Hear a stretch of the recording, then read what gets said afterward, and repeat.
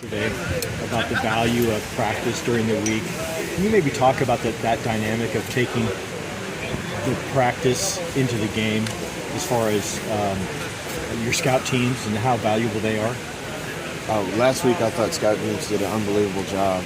Obviously they're a little different on defense and offense than what we're used to doing, so our scout teams had to take on a different role. And I thought all those guys did an unbelievable job of preparing us. So that's critical for our practices so that we can execute against the looks that we need. What are some of those tangible things that you expect and that you hope to get out of the scout team to prepare you for a team like Stanford or even USC? Well, at bare minimum, you want them lined up in the same spots and giving you the same look. I think we have a bunch of really good, young, talented players on this team that are going to play around here a lot in the future. And when you have some talented guys that are giving you a look, that's even better.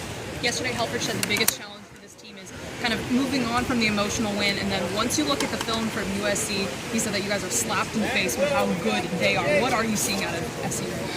Oh, they're really talented. They get a lot of good players out of Southern California. They get players from everywhere. I think talent-wise, they're as good as any team we've played. So we have to make sure and play fast and execute and do the things that we do well. They definitely have a lot of good athletes out there.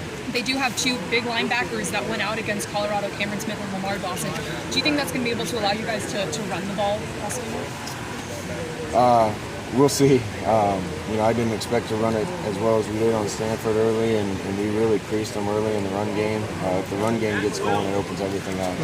I know that they're going to have other athletes there, and it's a tough break for them with injuries, but that's college football. When you're playing this many games, you're inevitably going to lose guys. So I'm sure they'll have the next man up and ready to go. The last few weeks, you've seen more than one running back get a lot of carries in games. Have you seen a noticeable difference for all your running backs later into the game?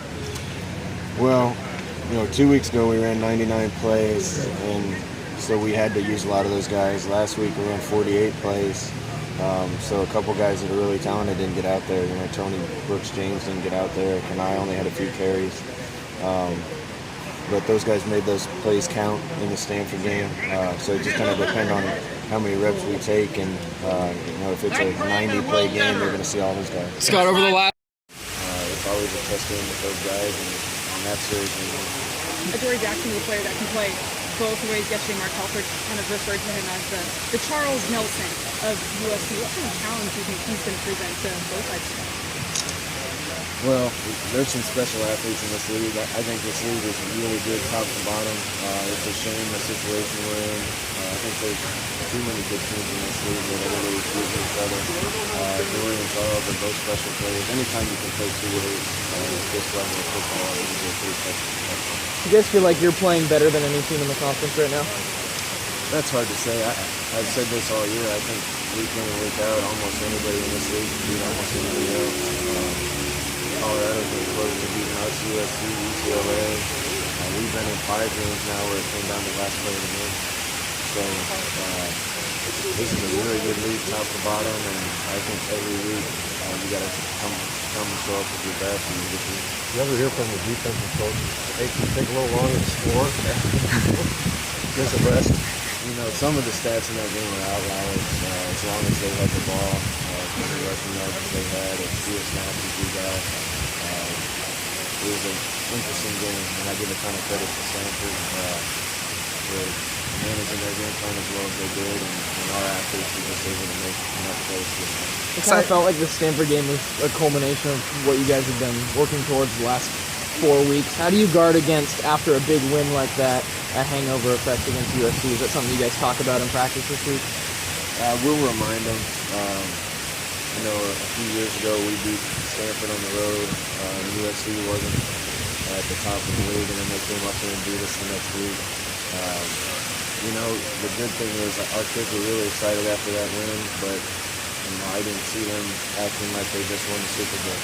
I think our kids expected to go down there and win if they played well, and we had a really good practice today, so I think they're on to the next game and focus on what we have going forward.